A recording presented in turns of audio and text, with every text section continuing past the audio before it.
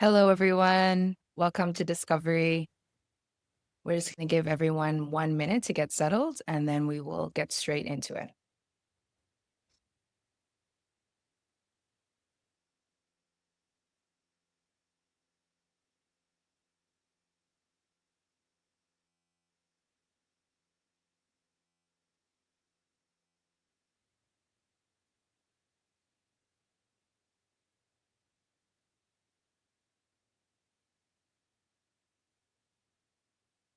Okay, let's get to it.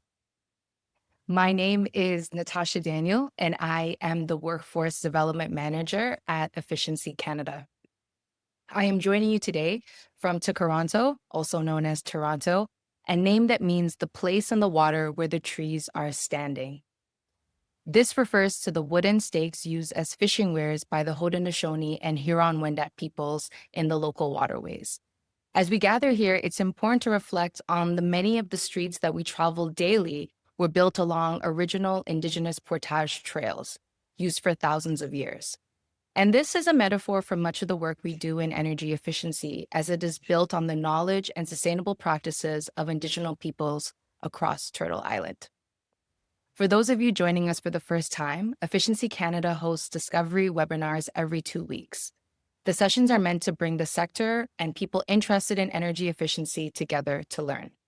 We try to showcase new research, present findings from pilots, explore topics relevant to the sector, and highlight innovation. Before we get started, a reminder to everyone that this week's Discovery EE will end at 1 p.m. Our speakers will present for 30 minutes and will then open the floor to questions.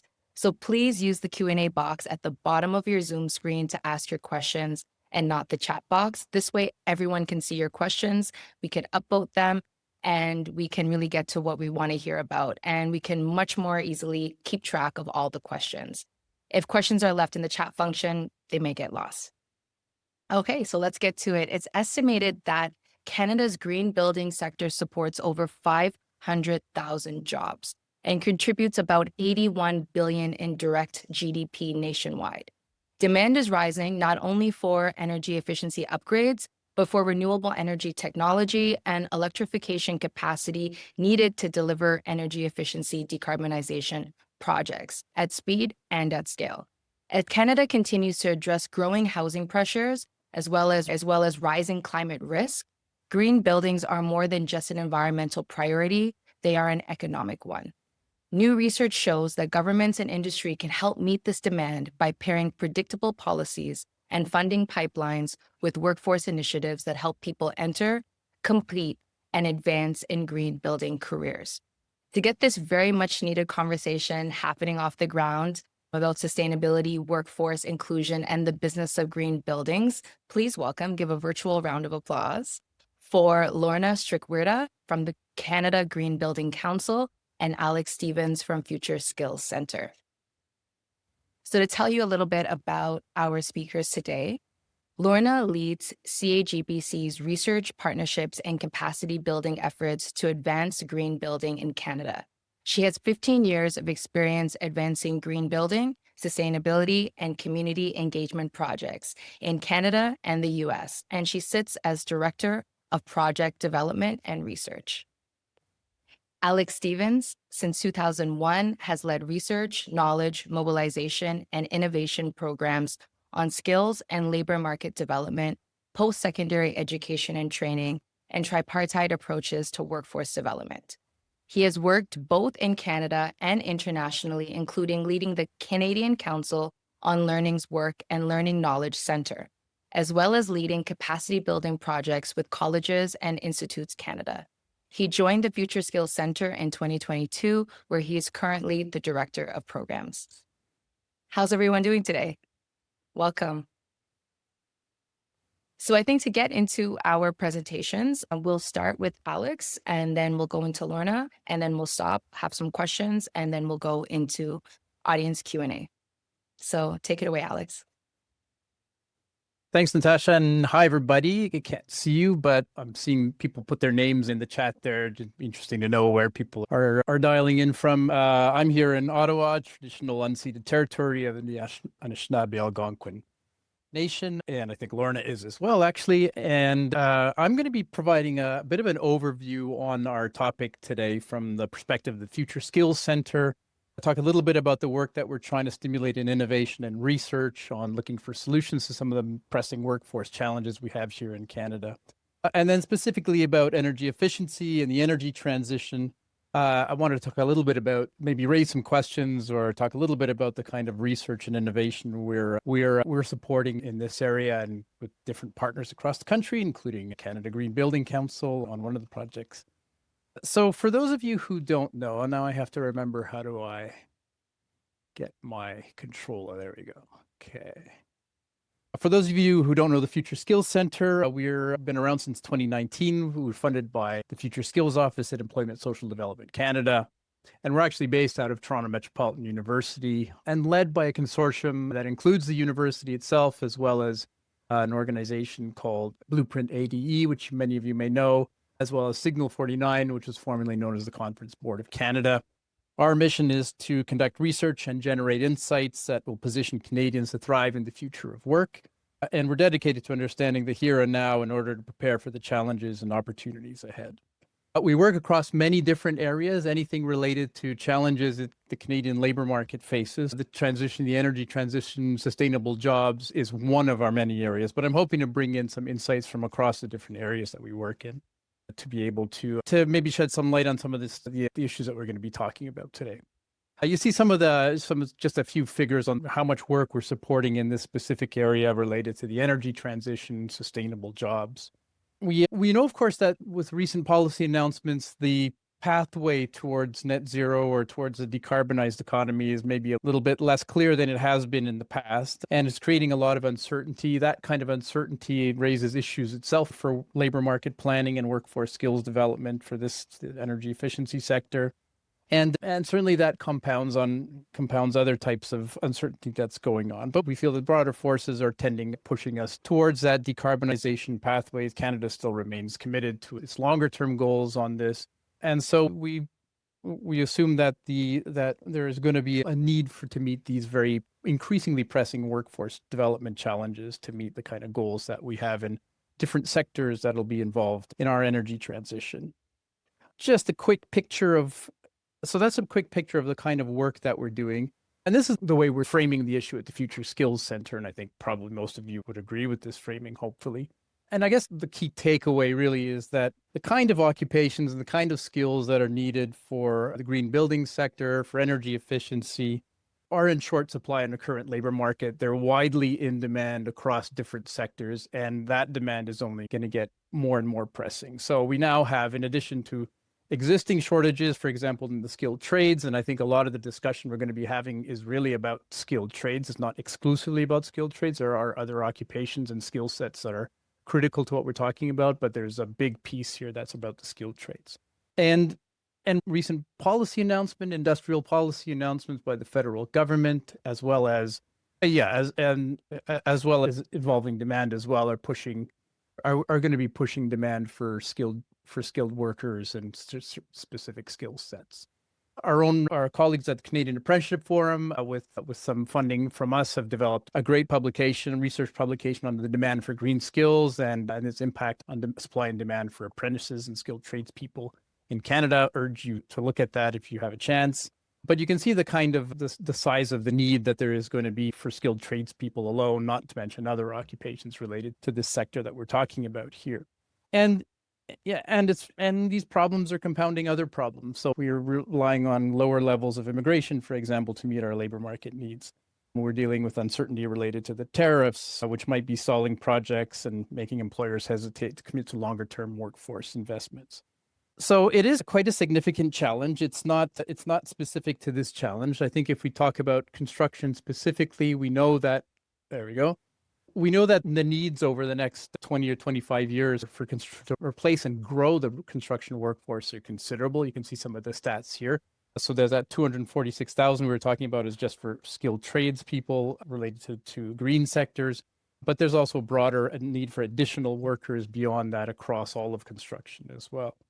It is unprecedented. We're dealing with numbers that systems for developing the kind of skills that we need are not necessarily able to respond to in the way they currently function. And so a lot of the innovation we're hoping to see is around how to make those systems more effective, provide other pathways for people to get into these sorts of occupations and develop these skills. So there is certainly a demand which seems like it's only going to start outpacing supply more and more in terms of those skills.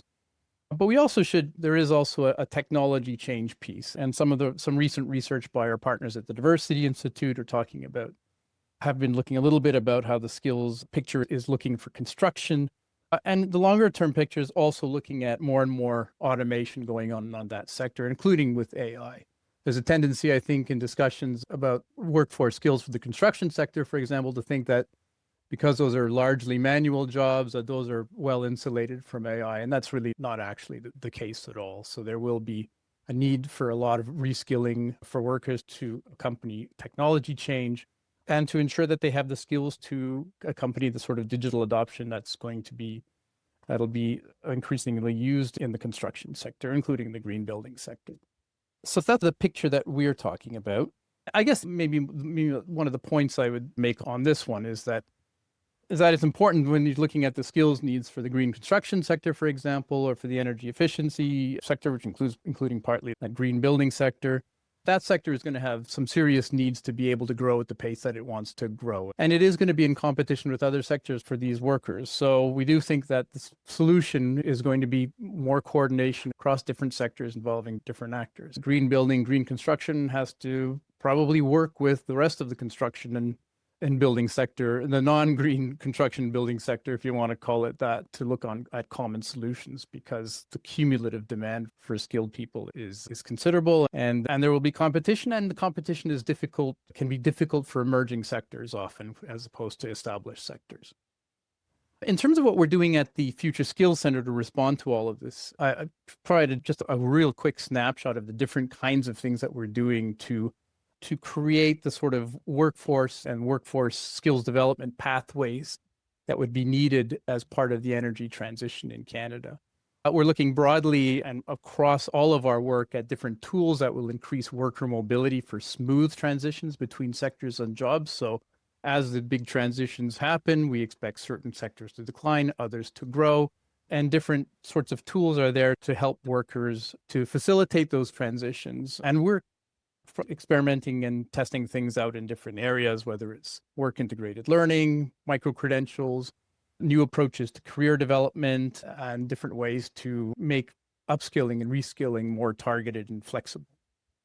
We're looking at, for emerging sectors, not specifically in green construction, we're working on the sustainable blue economy in that case, but looking at occupational and skills framework specific to emerging occupations in that emerging sector.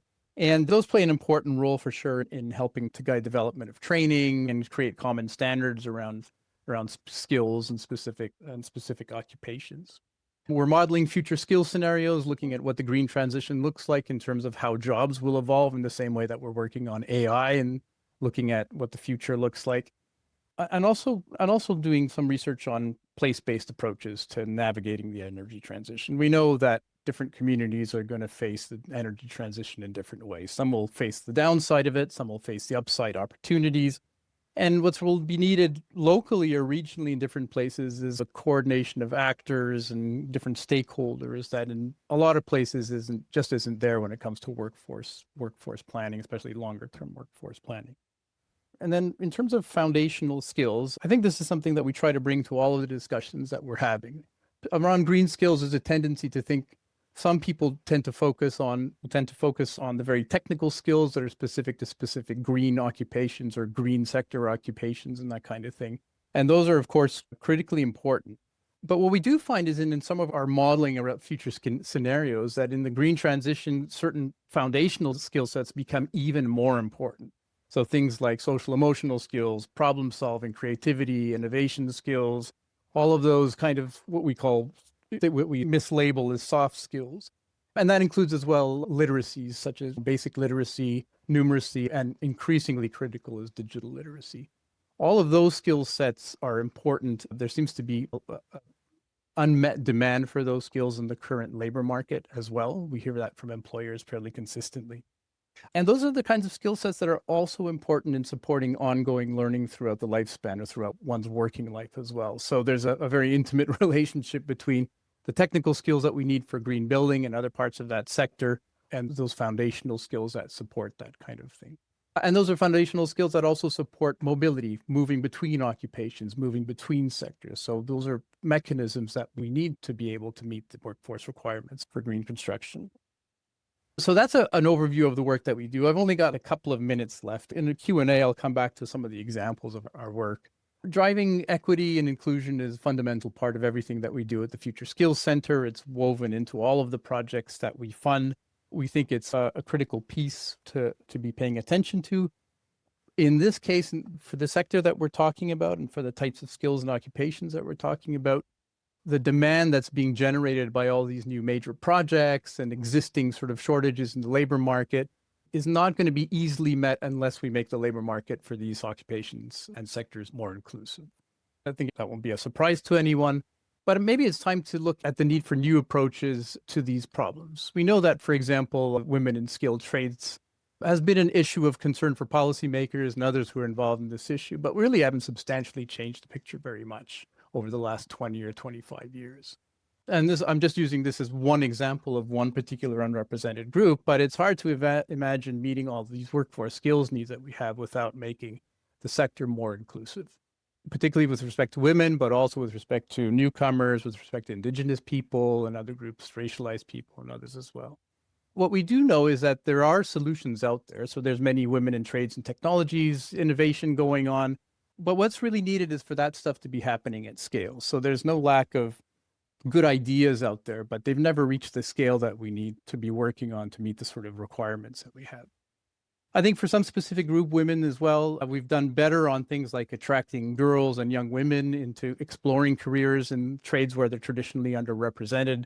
But there remain some very serious and difficult to resolve issues about their retention in the workforce because related to the way that their work is set up, related to unwelcoming environments on job sites, and so forth. So there's an important piece there that needs to still be looked at. It's not a skills piece per se, but it is a critical workforce piece in terms of retaining the people, the different groups that you want involved in the solution. And it's critical to engage employers because ultimately they're the ones who can make equity and inclusion happen in workplaces by their own company policy and that sort of thing. So we do think that it's important to experiment with different approaches to this, to inclusion in these kinds of occupations and sectors. But it's important to also work with looking at employers, the constraints that they face around this, the information gaps that they have around how to do this kind of work better, but also to raise awareness among employers about the importance of promoting equity and inclusion, looking at how workplaces are set up to receive and welcome different groups of people or all groups of people. And connecting those to the business solutions they need to find as well.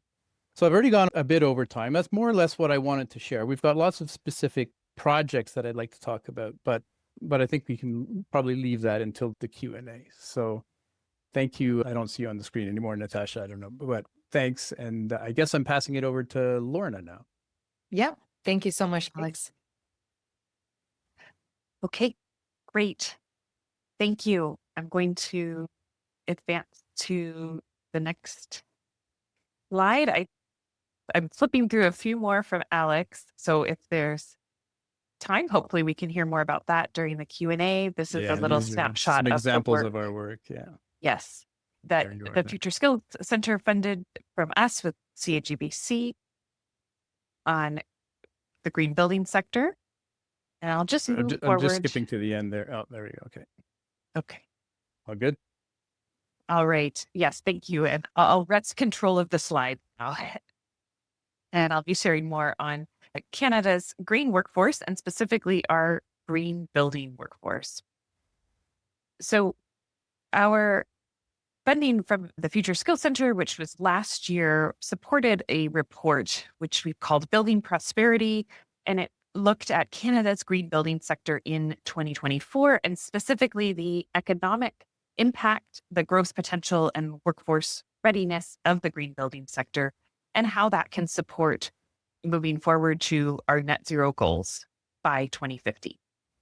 The Canada Green Building Council has actually done other snapshots of this work over time, and we've found consistent growth.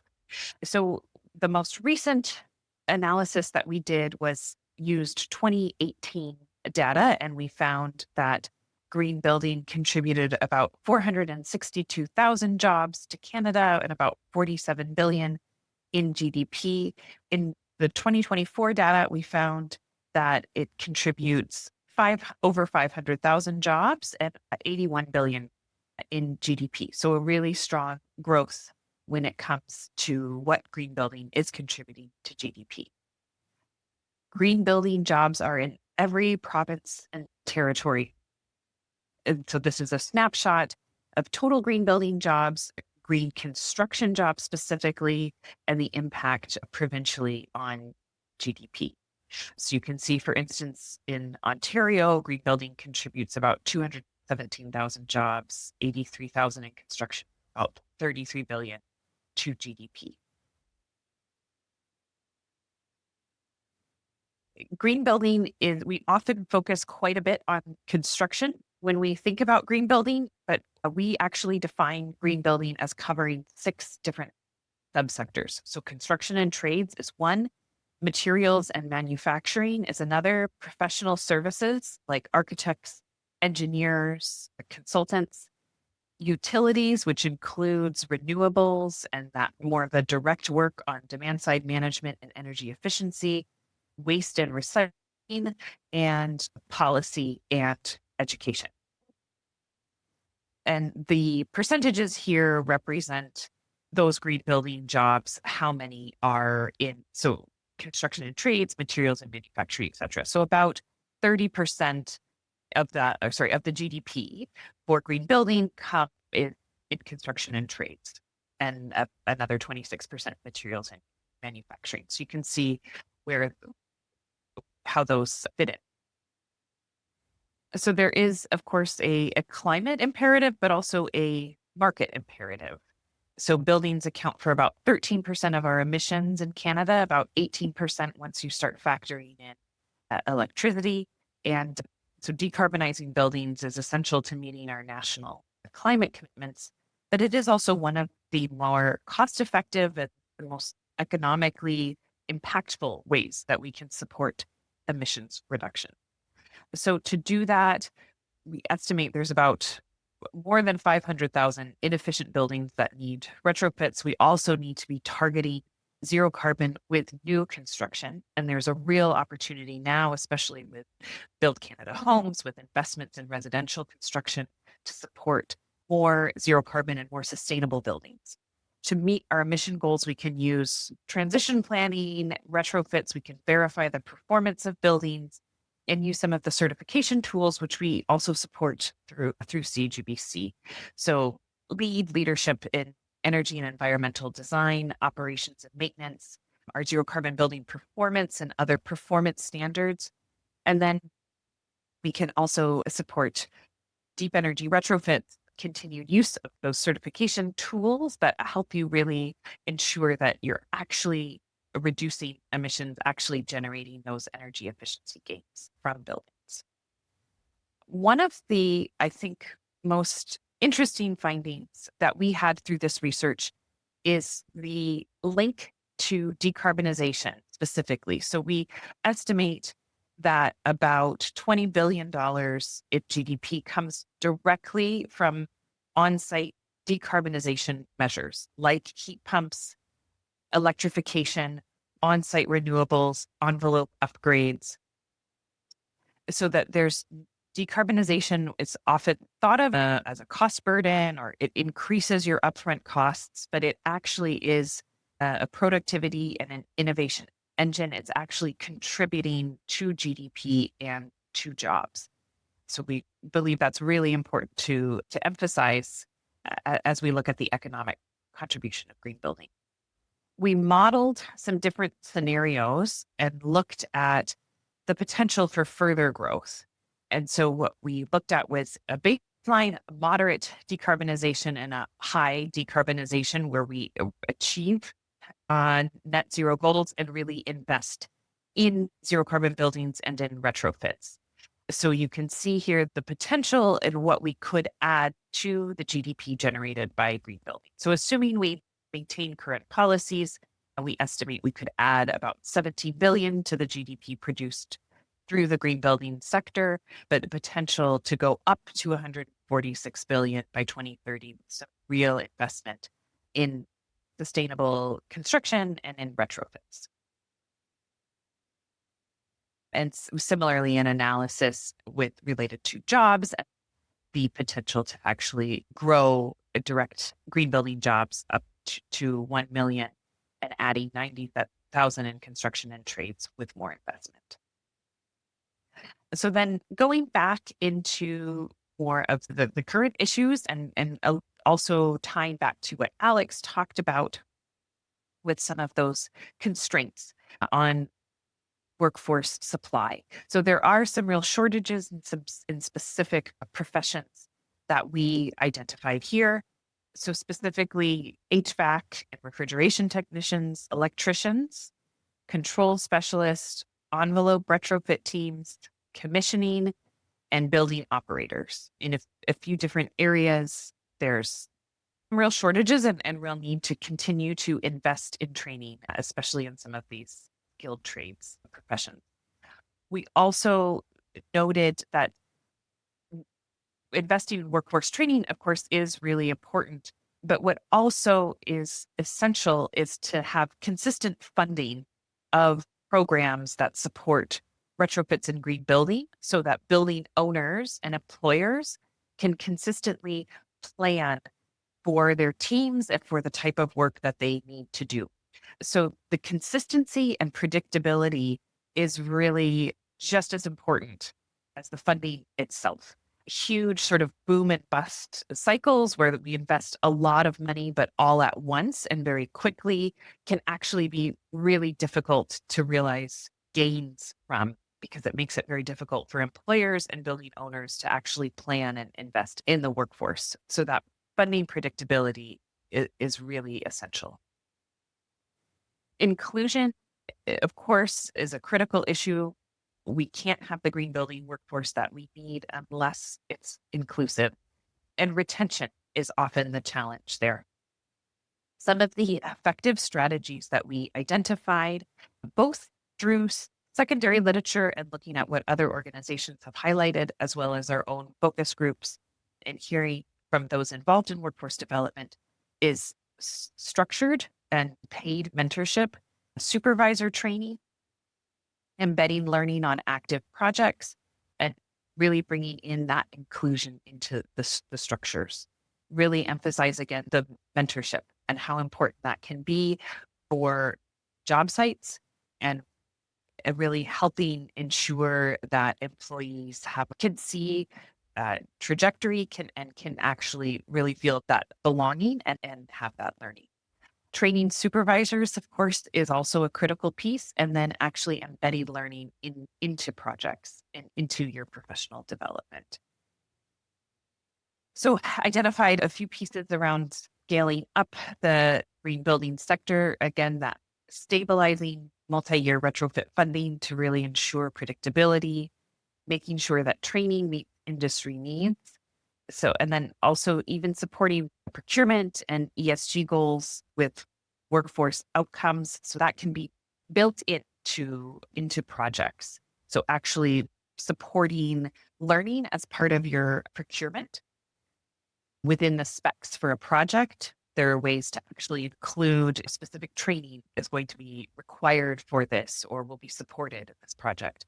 Supporting small and medium enterprises through shared hubs and shared learning, apprenticeship and EI structures, and ensuring that those can align with work schedules, with the time off needed, and then harmonizing provincial and municipal green building standards. So creating that, again, that ease and predictability for building owners and for employers so that they can actually invest in that training and carry that training over, so that if you are working on a building in Kingston. Hopefully the green building standard protocol is not drastically different from Durham or Hamilton, so that the training can carry over consistently.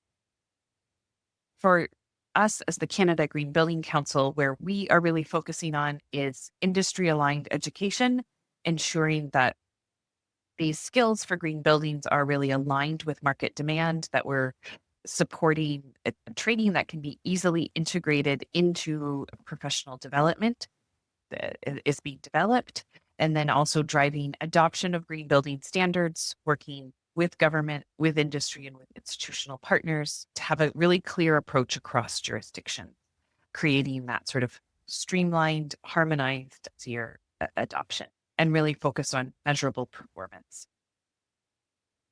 So we believe that Canada has the tools, the technology, and the market momentum, and that what we need now is scale and coordination.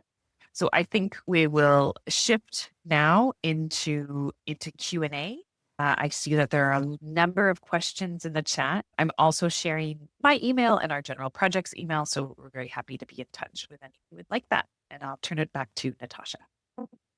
Thank you so much, Alex and Laurna. That was very comprehensive. And I think, Laurna, you put us in a great direction to understand that we have all the resources in our nation, in Canada, to make this possible.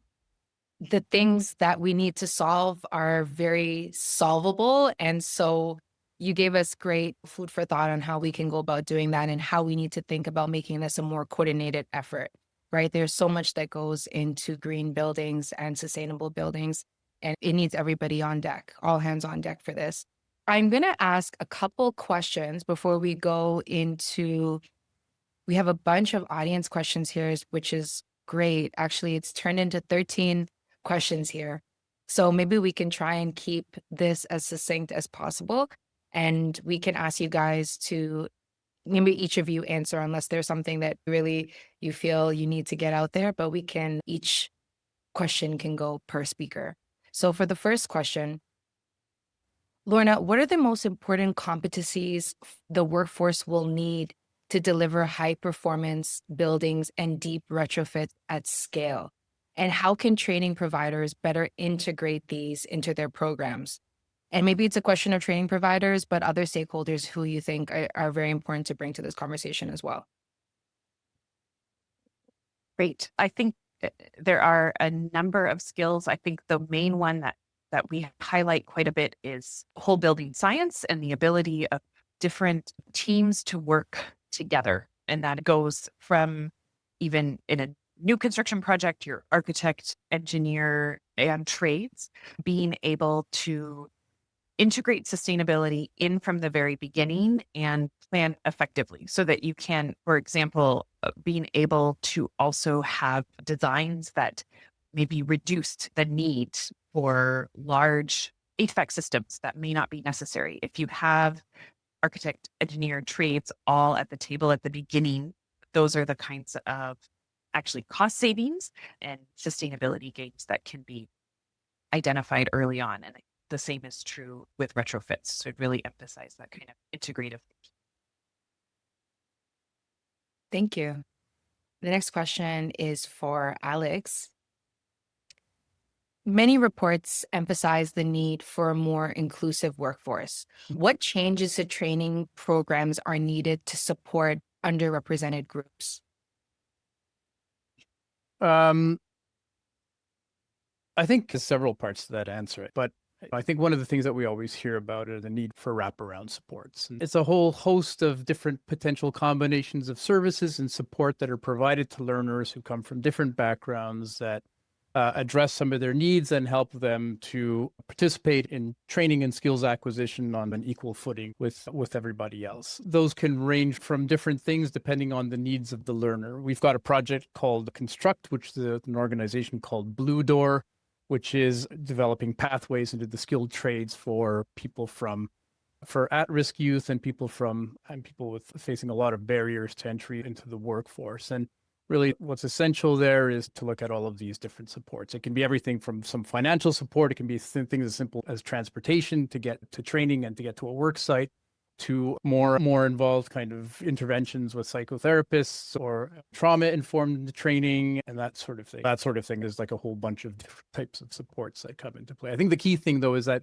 those supports are tailored to the learner or the worker's needs. And I think the challenge is that there's a tendency, and it is more expensive. Like those services, those wraparound services cost more money. And I think partners of ours like Blue Door, for example, that are working directly on this stuff in construction trades, would say that you need to look at the costs of not providing that kind of support and services. What's the impact on use of social services on other parts of our public system? And what's the return you're getting for investing in those kind of wraparound supports? So they look like costs up front, but they're really investments and they save costs in other areas as well. That needs to be studied. You need to pilot that, and we're doing that, and we don't have that kind of information yet, but I think that's the approach. Those wraparound supports, I think, is probably, there's other things, but if I had to think of one key one, I think that's the one where we see that's really how you generate strong learning results for people from disadvantaged groups, depending on what groups those are. Absolutely. And something as simple as peer and mentorship supports.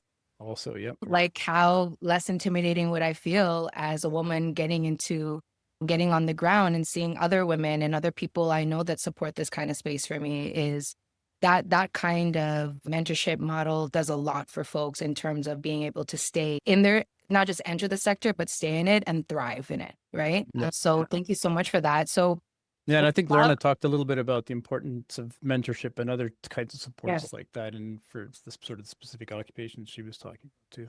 Exactly. Yeah. What I love about the disco audience is that it's so active. So we're going to go to the chat, and there's been questions that have been voted on.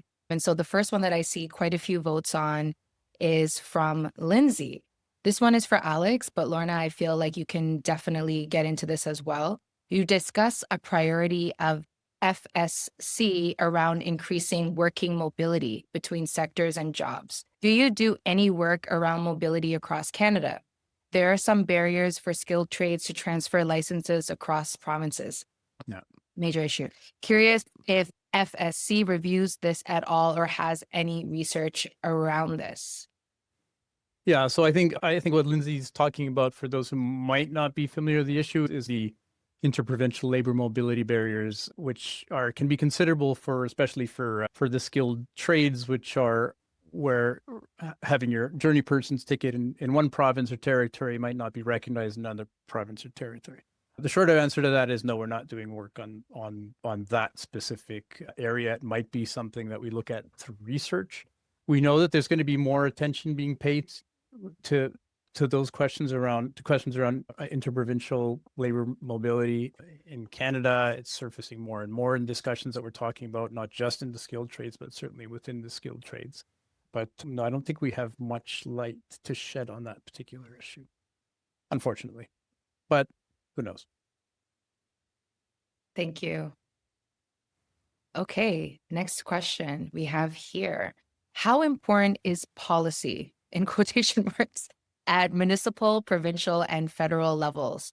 What about financial support? Is there a role for private investment? Laurna, I'd love to start with you on that one.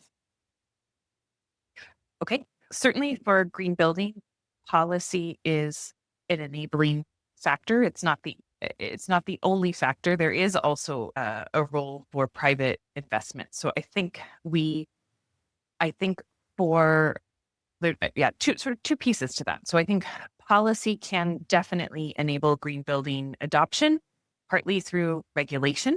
So something like Ontario's energy and water reporting and benchmarking, building owners actually need to at least report and be aware of energy and water, as there's also incentive programs that can really support that adoption.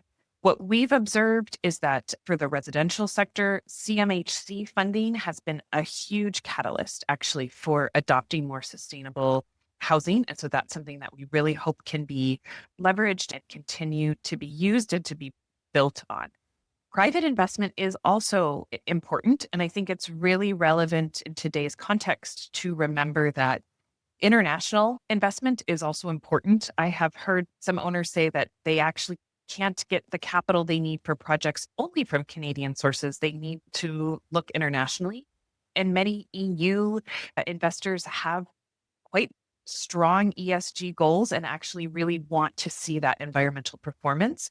So incorporating energy efficiency measures, incorporating green building, it can also be a tool to attract some investors that have those ESG goals. So I think forward-thinking owners are looking at that. So there's both real investment opportunities, financial incentives, as well as regulations that can all work together to support green building adoption. Thank you for that. Alex, is there anything you'd like to add to that, or we have another question coming up? No, I think the general thing is that if you look at, I think it's coordinating skills policy with policy, other policy that's intended to drive growth in particular sectors. So I think what we all often see is that if you're introducing something around housing, for example, or technology adoption and that kind of thing, especially for SMEs where the issues are so critical and the barriers are so great, that often the public policy that supports skills development isn't automatically developed in conjunction with that, with other policy that's supposed to drive growth in a particular sector. I think that's an issue that's coming up for these major projects that have been announced by the federal government, the new housing initiative and that kind of thing. And I do think that the federal government is, and other governments are thinking about how do you align skills policy around these kinds of major priorities. That's skills policy is a part of industrial policy. So the two should naturally go to in the same way that technology adoption of policies facilitating technology adoption are also important for that kind of industrial policy. Yeah, that is a great point. And for green building, as regulations advance, we need the workforce to be able to keep up and make sure that there's that corresponding skills. Yeah. Thank you, guys. What role do you see for youth in developing these skills? BC's Youth Climate Corps offered a pre-apprenticeship program for installation that was pretty successful, and the federal government has committed $40 million to launching a national youth climate corps. Either of you could take this one. I'll give a few thoughts. Maybe Future Skills Center has more there. I will note with the Canada Green Building Council, we generally work with professionals. So I have less direct experience working with youth. That said, I know that in terms of workforce development and the skilled trades, I've heard from a number of organizations working in that area that starting with youth and engaging high schools is a really important strategy. And I would also say that we've observed that for workforce development, positioning skilled trades careers can also be a really a way to attract youth into those roles. So I think that emphasizing the role that some of these jobs can play, leveraging the sort of climate imperative with pre-apprenticeship programs, I think could be a very compelling strategy. Mm-hmm. Absolutely. Alex? I think youth are fundamental to any of this issue. They're the next generation of the workforce, so we really need to be paying attention to them. And we know that youth and unemployment is running high now. That's worrying, and also that there are a lot of youth that are separated from the labor market and education. Your NEETs and EETs, neither in education or employment.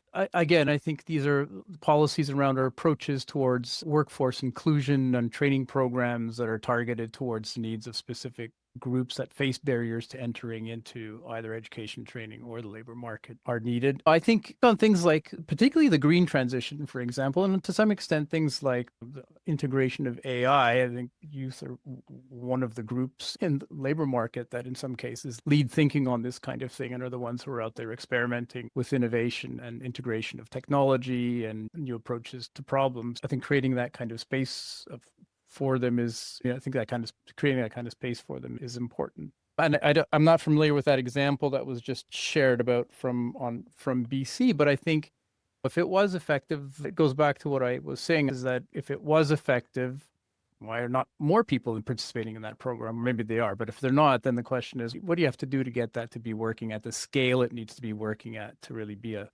significant solution for a big part of the workforce needs of a particular sector? It's something that we work on at the Future Skills Center. So we're in it for the long haul with a number of different partners. We don't just help them pilot new approaches to things, but to try to work with them as they try to scale these solutions up to at a level where they really reach a lot of people and can potentially make a big difference. But it's not easy to do. It requires evidence generation. It requires sustaining funding along the way and working on different supports for organizations like that have really good innovative programs. Thank you so much. I want to take just a couple comments from the chat. Building Up and TCBN in Ontario does great work for apprenticeship, construction, or skilled trades, especially underrepresented groups. And let's do another shout out on the West Coast. A great BC company to check out is Jetson, a home electrification company that has a vertically integrated system that unfortunately is making more investments on the West Coast of Canada and the States instead of across Canada. And Tammy was saying how she loves this model and how they carry out that business. Thank you so much for the comments. This is so active right now and awesome. Yeah, I really appreciate these different programs and companies that people are naming here. I wonder if we can make sure that we capture the chat actually as well, because I think there's some stuff there that I'd be interested in following up on. We can absolutely do that for sure. Great. And there's another question before, if we can share your slides from Laurna and Alex. So I'll leave that up to you guys, and maybe you can comment on how we can access that as well. But there's another question from Sonia.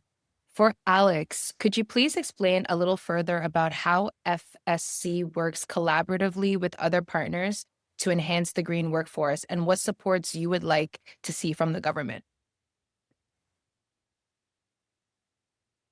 I think part of the solution is we always come to this conclusion at the end of these discussions that you need more collaboration between the main actors in the sector to drive the kind of workforce solutions that are needed, because the market itself isn't providing those solutions. In other words, providing the skills and the people that are needed to meet the demand. So we do different things. We look at models for actually bringing partners together and collaborating with them, particularly in place-based approaches, where you really need local actors to address the positive or negative impacts related to economic change, and economic change is including the type of economic change driven by the transition. So we've worked with, for example, just look at models. What are the collaboration models that are needed for developing the workforce for electric vehicle production in the Southern Ontario Manufacturing Corridor? That was led by the Smart Prosperity Institute. You can look that up. And then we work with different partners. The big challenge, I think, is working with employers, particularly with SMEs, because they're very difficult to engage. They face a lot of capacity constraints around entering into sort of planning around skills development and developing their people and recruitment and that kind of thing. And it's very difficult to engage them in developing solutions because they don't necessarily have the time and resources to participate in those discussions in the first place. And partly it's looking at how to develop solutions that really address their very immediate barriers around the cost of training, the time that's needed for training, and even the opportunity cost, the fact that you have to let someone off of their regular job to go and train. So how do you work around those? Part of the solution is more targeted training, focusing on gaps, flexible delivery of training, hybrid modes of training, but there's a lot more to the picture than that. And then having employers lead the development of solutions is also, I think, a big part of it. I'd also say that we're doing some work like with Skill Plan and BC, an organization that many people probably know about. We're supporting a virtual recruitment system for the unionized construction trade specifically. Those guys are doing amazing work in terms of something that can actually function at a pretty significant scale that attracts people from all sorts of different needs. There's a real inclusion focus to the work that they're doing, but it allows as a platform for allowing that kind of exploration of the skilled trades and even training and eventually connection even to a union hiring hall that will take you on as an apprentice. I think what's important is solutions where they're looking at changing the way whole systems work. So Skill Plan, for example, by setting up a virtual recruitment system, they've actually managed to link up important actors within unionized construction trades that need to be part of the solution. They're not always connected with one another, and they're not always connected to the people who are providing solutions to bring people into the skilled trades. It depends on the partner that you're talking about. We have all sorts of partners: labor, employers, community organizations. We have many Indigenous partners, including ones in the very far north. And so the nature of the partnership is different for each one. But happy to share more about that. And we do have a lot of that on our website about these different partnerships that we have. Thank you so much. With 2 minutes left, there's so many more questions, but I'm going to attempt to put this one to Laurna. because I believe it was from one of your slides, if workers do only 36% of the construction tasks, who does the rest? And is this for new construction or retrofits or renovations? That actually was from one of Alex's I think slides. so, yeah. I'll so pass sorry. it back to him. Laurna, you could also answer this too if you like, but sorry, my bad. No, maybe you can. I'm happy to give Lauren another question. I would need to follow up with the person on that. Sure, we Yeah. can. That's from Kay. No Yeah, problem. there's some documentation we'd have to go into to look at that. No problem. And the other one that's uploaded is, can you share some concrete examples of how AI is changing the work of tradespeople at the ground level? I think that one might have also been for me as well there, Natasha. Lorna, with emission reductions that are gas heated, most savings calculations overlook the upstream emissions reductions, which adds about another 15% to the reduction amount. And Yeah. So that's interesting. I'd be curious if Roger, who asked that, wants to follow up a little more, but I think important note that fuel switching is one of the most important aspects for retrofits.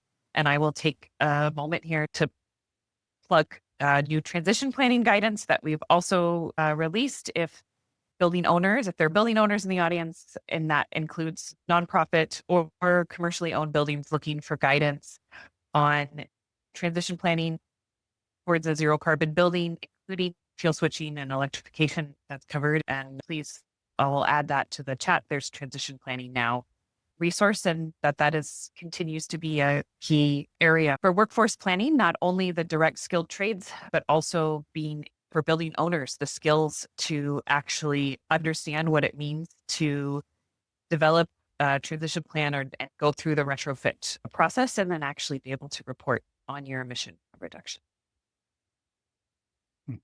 that's all we have time for today. I want to thank you so much for the incredible work that you are doing in our sector and very important work right now. And I'd love to leave you guys with your last words. I think my last words will be thank you to Efficiency Canada, and thank you to everyone who joined today, because I know you are part of the green workforce. And we appreciate all you do and look forward to a continued collaboration. Yeah, I would just want to thank Efficiency Canada as well for this opportunity. Any of the work that the Future Skills Center does, all of the knowledge that I was trying to impart to you today is from partners. We don't have that knowledge. It's the partners that we support through different types of research and innovation programs. So we encourage anyone to get in touch with us, tell us what they're doing. I'll see if we can follow up with some of the questions that we didn't answer today as well, but we're always happy to hear about innovation, what's going on in Canada, what can be shared, what we should be looking at more closely, what are solutions that can be scaled, and that kind of thing. So it was a real pleasure to be able to share those insights, and I hope it was useful. And thanks for moderating us, Natasha. Thank you guys so much. It was such a pleasure. Thank you guys for being such an amazing, active audience. And with that, have a great start to your weekend. Thank you guys. Bye, everyone. Thank you.